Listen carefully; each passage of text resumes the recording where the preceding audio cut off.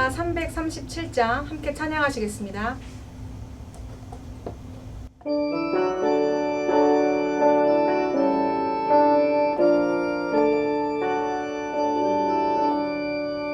내 모든 시험 무거운 짐을 주 예수 앞에 아뢰며 근심에 쌓인 날 돌아보사 내 근심 모두 맡으시되 무거운 짐을 나 홀로 지고 견디다 못해 쓰러질 때 불쌍히 여겨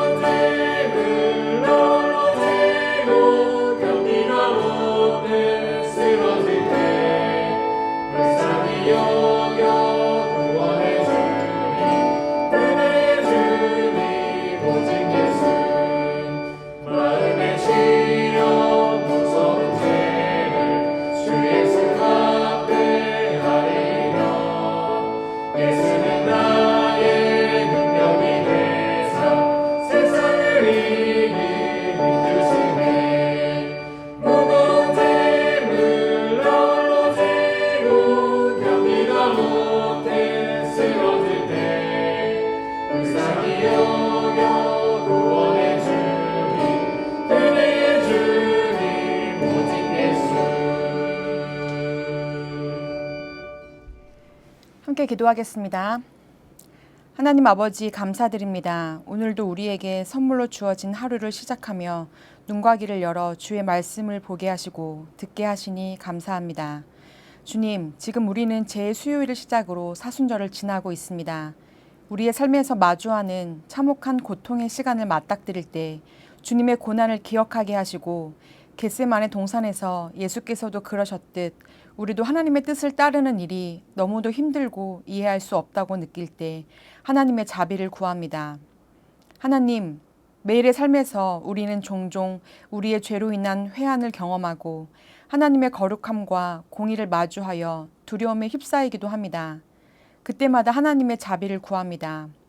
하나님, 우리에게 잘못을 참회하고 속죄할 용기를 주옵시고 하나님의 거룩한 몸된 교회를 온전히 세우라는 부르심에 준비된 순종으로 나아가게 하옵소서. 오늘 새벽에는 마태복음 15장의 말씀으로 하나님의 마음을 나누려고 합니다. 오늘도 우리에게 주시는 귀한 말씀으로 우리의 삶을 돌아보게 하시고 하나님 아버지만을 굳게 붙들고 나아가는 우리 모두가 되게 하옵소서. 특별히 우리를 수유제일교회 공동체로 모이게 하셨사오니 부르신 소명의 자리에서 신실함으로 임하게 하옵시고 하나님과 교회 공동체를 섬기는 가운데 큰 기쁨이 넘치게 하옵소서. 무엇보다 세우신 조인서 담임 목사님에게 성령의 은혜를 부어주셔서 영육 간의 강건함으로 날마다 붙들어 주시고 온 성도가 믿음의 눈이 밝아져 그리스도의 길을 담대히 걸으며 이 땅에서의 하나님 나라를 이루어가는 교회 공동체 되게 하옵소서. 하나님, 하나님의 도우심을 구하며 나아온 성도들이 있습니다. 원하지 않는 질병으로 아픔과 고통에 갇혀 쓰러지고 위태한 시간들을 지나는 이들에게 새 힘을 불어넣어 주시옵소서. 인생에서 마주한 크고 작은 어려움에 이리 찢기고 저리 찢기는 주의 자녀들을 굳게 싸매어 주십시오. 주님으로 인해 우리의 삶이 지탱되고 그것이 쌓여 아름다운 일상이 계속되길 원합니다. 이제 말씀을 듣고자 합니다. 오늘도 우리에게 하나님의 말씀을 들려주심에 감사드리며 거룩하신 예수님의 이름으로 기도드립니다. 아멘. 오늘 주신 하나님의 말씀은 마태복음 15장 21절에서 28절까지의 말씀입니다. 이제 말씀을 봉독합니다. 예수께서 거기서 나가사 두로와 시돈 지방으로 들어가시니 가나안 여자 하나가 그 지경에서 나와서 소리질러 이르되 주 다윗의 자손이여 나를 불쌍히 여기소서 내 딸이 흉악하게 귀신 들렸나이다 하되 예수는 한 말씀도 대답하지 아니하시니 제자들이 와서 청하여 말하되 그 여자가 우리 뒤에서 소리를 지르오니 그를 보내소서. 예수께서 대답하여 이르시되 나는 이스라엘 집에 잃어버린 양 외에는 다른 데로 보내심을 받지 아니하였노라 하시니 여자가 와서 예수께 절하며 이르되 주여 저를 도우소서. 대답하여 이르시되 자녀의 떡을 취하여 개들에게 던짐이 마땅하지 아니하니라. 여자가 이르되 주여 올소이다마는 개들도 제 주인의 상에서 떨어지는 부스러기를 먹나이다 하니 이에 예수께서 대답하여 이르시되 여자여 내 믿음이 크도다 내 소원대로 되리라 하시니 그때로부터 그의 딸이 나으니라. 아멘. 사랑하는 수유제일교회 성도님들, 오늘 새벽에는 거절, 기적을 일으키다라는 제목으로 함께 말씀 나누겠습니다. 우리가 살면서 수없이 마주하는 것, 그러나 여러 번 경험해도 익숙해지기 쉽지 않고 우리의 마음을 약하게 하는 것이 있습니다. 그것이 무엇일까요? 여러 가지가 있겠지만 거절도 그 중 하나일 것입니다. 모든 사람은 살아가면서 수많은 거절을 경험합니다. 부모님으로부터 자신의 요청을 여러 이유로 거절당하기도 하고 친구들과의 관계 중에 다양한 상황에 견주어 거절을 경험하기도 합니다. 그런데 이 정도의 거절은 사실 이겨낼만 합니다. 그러나 다들 경험이 있으시겠지요. 좋아하는 이성에게 용기를 내어 고백했는데 거절을 당하거나 마음을 졸여가며 잠을 줄여가며 준비한 학교 시험이나 입사 시험에서 거절을 당하는 경우에는 꽤 오랜 시간을 주저앉기도 합니다. 그런데 거기에서 더 나아가 건강의 문제나 재정의 문제 등 크고 다양한 문제를 해결하고자 노력했음에도 불구하고 나아질 수 없다는 거절을 경험하게 되면 큰 좌절 가운데 놓이기 쉽습니다. 그런데 성경에서도 다양한 거절의 이야기들이 나옵니다. 삭개오는 자신이 선택한 삶으로 인해 수많은 사람들에게 거절당하고 홀로 외로운 시간을 지내던 사람이었습니다. 12년간 혈루증을 앓아온 여인도 수많은 의사를 만나보고 몸에 좋다는 것을 다 썼겠으나 그 모든 것으로부터 거절당했을 것입니다.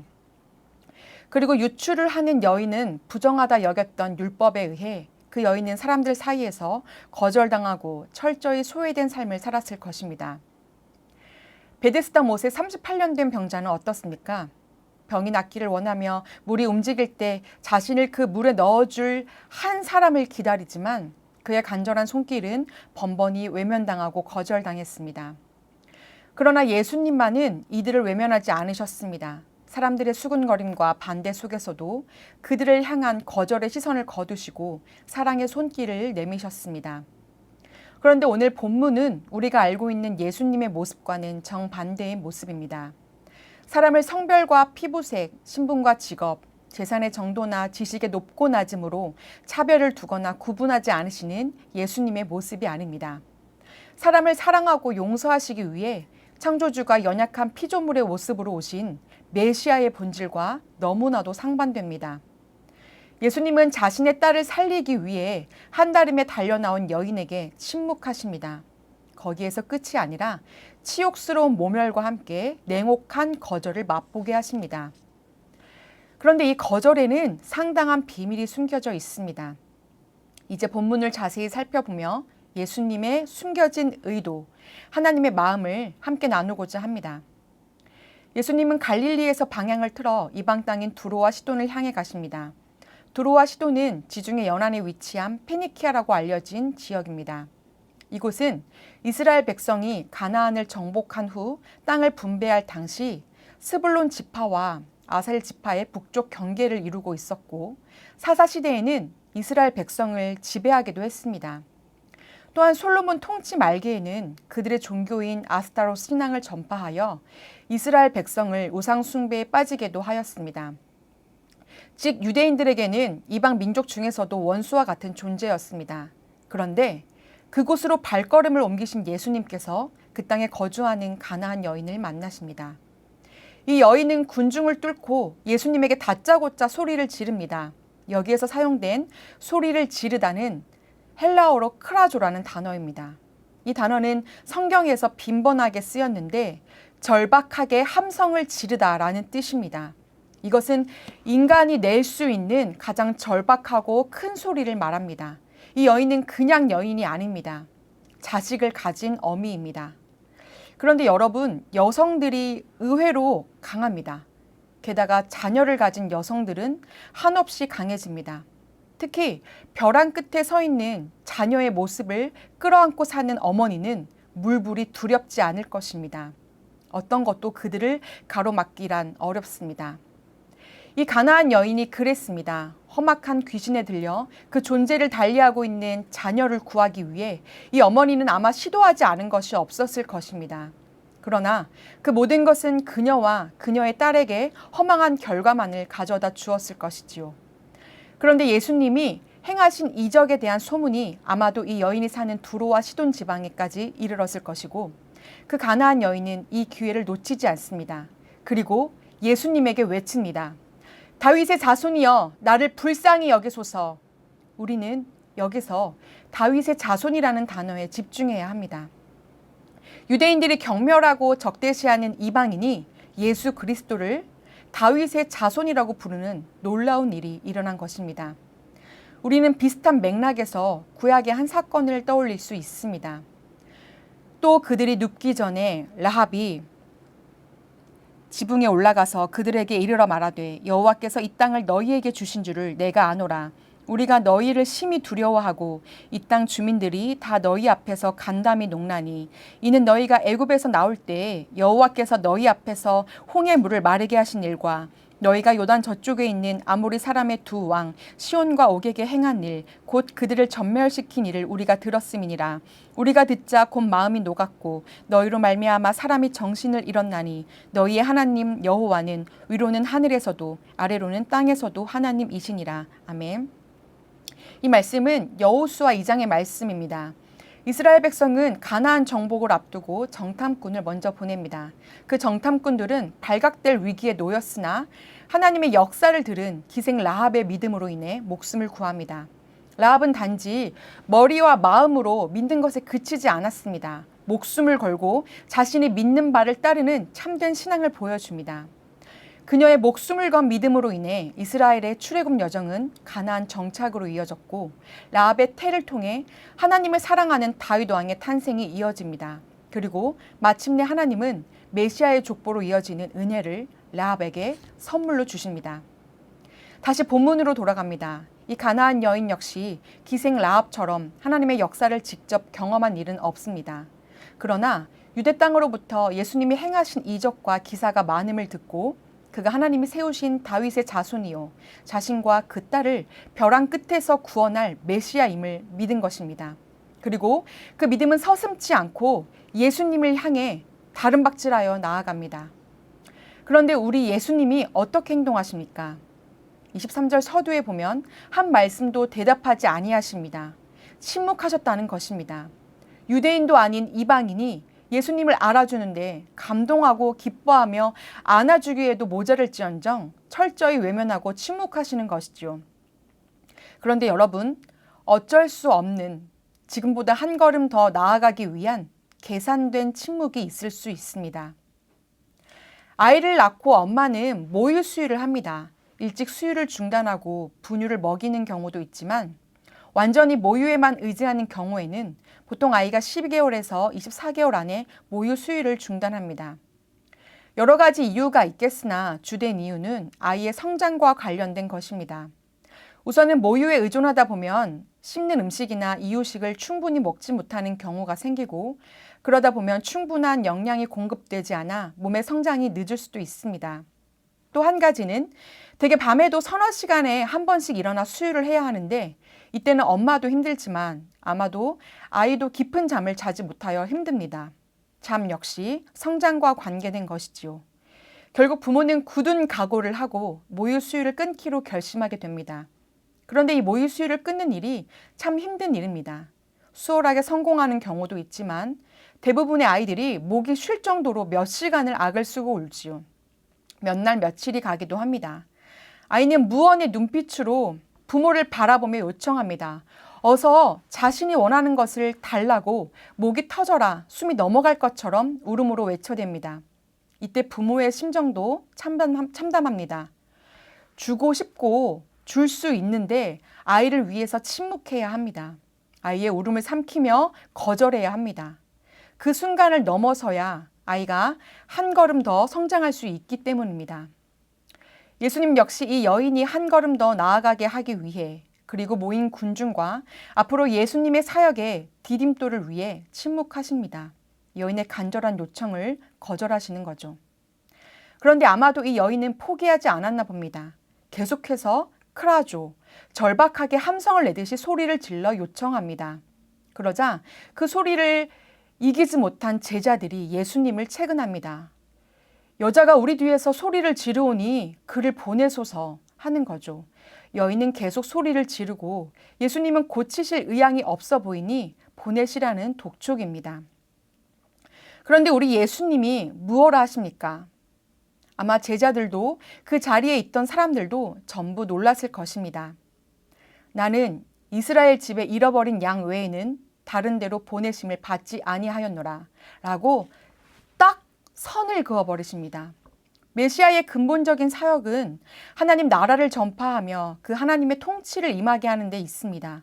그런데 이것은 이스라엘에게만 국한된 것이 아니라 이사야 42장 1절 말씀처럼 내가 붙드는 나의 종, 내 마음에 기뻐하는 나의 택한 사람을 보라. 내가 나의 신을 그에게 주었은즉 그가 이방에 공의를 베풀리라. 즉 하나님의 나라는 유대 땅을 넘어 이방 땅, 온 열방에 이르는 것입니다.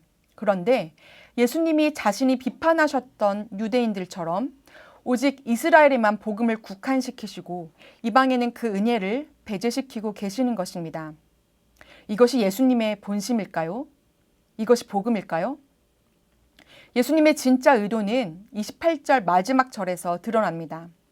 예수님은 이 여인에게 일종의 테스트를 하신 것이죠. 가나안 여인의 다윗의 자손이라는 고백이 단순히 본인이 원하는 이적과 기사를 행해 주기를 바라는 마음에 그치는 것인지 아니면 예수를 다윗의 자손, 즉 유대인의 메시아로 인정함과 동시에 자신의 메시아로도 인정하는지 알아보기 위한 테스트였던 것입니다. 곧 그 여인은 테스트에 응합니다. 소리 지르며 뒤를 따르던 여인이 예수님께 엎드려 절하며 주여 저를 도우소서라고 요청합니다.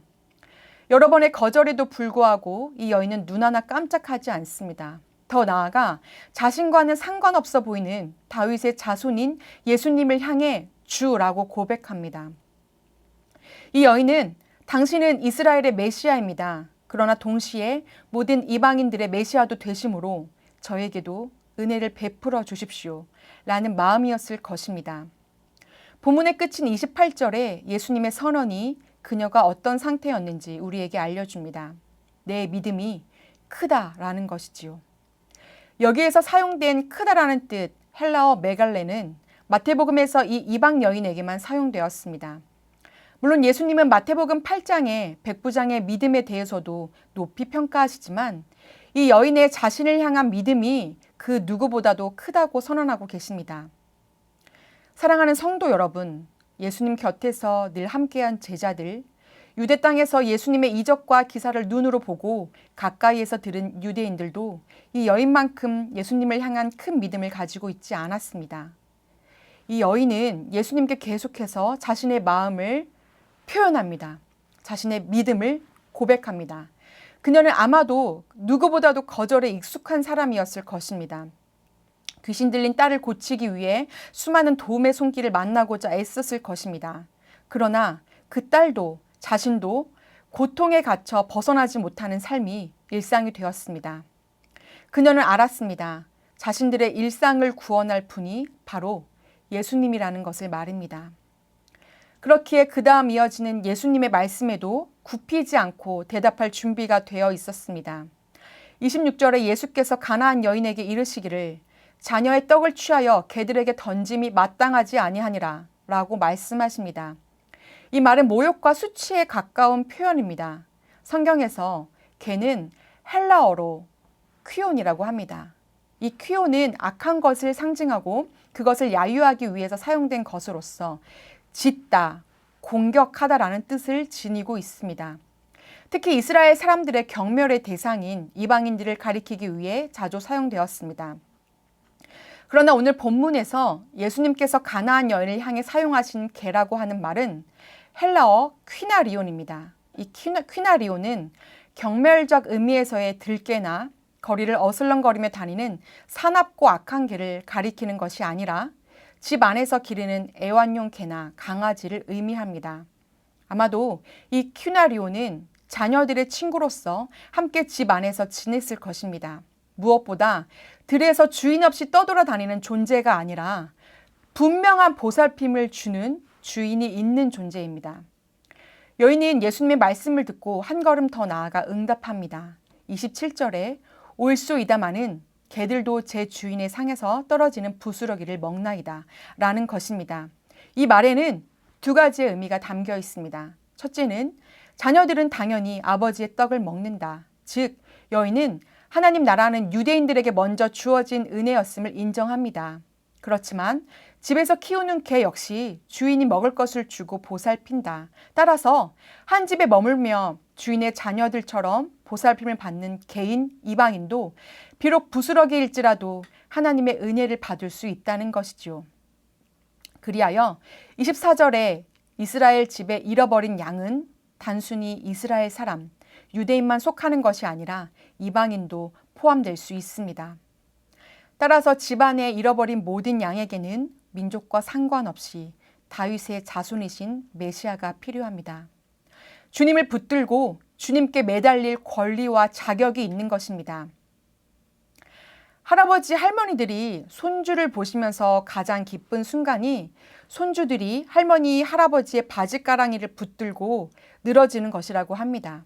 이것이 부모에게는 기쁨이요 자랑이 됩니다. 하나님도 마찬가지이십니다. 하나님도 우리가 하나님을 붙잡고 늘어지기를 기대하십니다. 내가 계산하고 계획한 방향과 방법으로 씨름하는 것이 아니라 하나님과 직접적으로 씨름하기를 원하십니다. 잠깐의 거절과 침묵을 두려워하지 말고 인내와 끈기를 가지고 하나님과 우리의 인생을 놓고 씨름할 수 있는 믿음이 우리에게 있기를 소원합니다. 이 여인은 사람들의 차가운 시선, 예수님의 반복된 외면과 거절에도 아랑곳하지 않았습니다. 포기하지 않는 것이죠. 이 여인은 여러 번 도움을 구해봤기에 이것이 가능할지 불가능할지 어느 정도 알 수 있었을 것입니다. 그런데 예수님은 자신의 문제를, 그 인생 전체를 구원해 주실 분이라는 확신이 있었습니다. 예수님도 그 여인의 마음을 확인하고자 하셨습니다. 테스트하신 것이죠. 결국 예수님은 이방 여인에게 가장 큰 믿음을 가졌다며 그의 존재를 인정하십니다. 그 말씀이 떨어지는 순간 그 여인의 딸에게서 귀신이 즉시 떠나갔습니다. 침묵이 반복되면 우리는 지치기 마련입니다. 거절이 반복되면 처음에는 강인했던 마음이 연약해지고 쓰러지기도 합니다. 그러나 때로는 침묵에 하나님의 계획이 깔려 있습니다. 거절을 통해 가장 놀라운 기적이 일어나기도 합니다. 십자가에서 달려 돌아가신 예수 그리스도는 수많은 이들에게 거절당하셨습니다.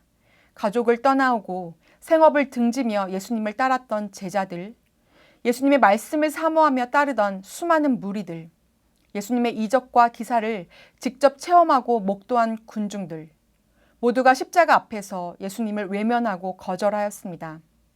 그러나 그 거절 가운데에서 예수님은 복음을 선물로 주시는 가장 큰 기적을 일으키셨습니다. 사랑하는 성도 여러분, 여러분은 지금 어떠한 거절 가운데 놓이셨습니까? 또 그것이 얼마나 우리를 아프게 하고 있나요? 가나안 여인은 다른 대상이 아닌 예수님께 엎드려 예수님과 직접 씨름하였습니다. 우리 역시 우리의 인생을 하나님과 씨름하여 거절의 터널을 지나 기적을 일으키시는 하나님의 은혜를 경험하게 되길 간절히 소망합니다. 함께 기도하겠습니다. 하나님 아버지 감사합니다.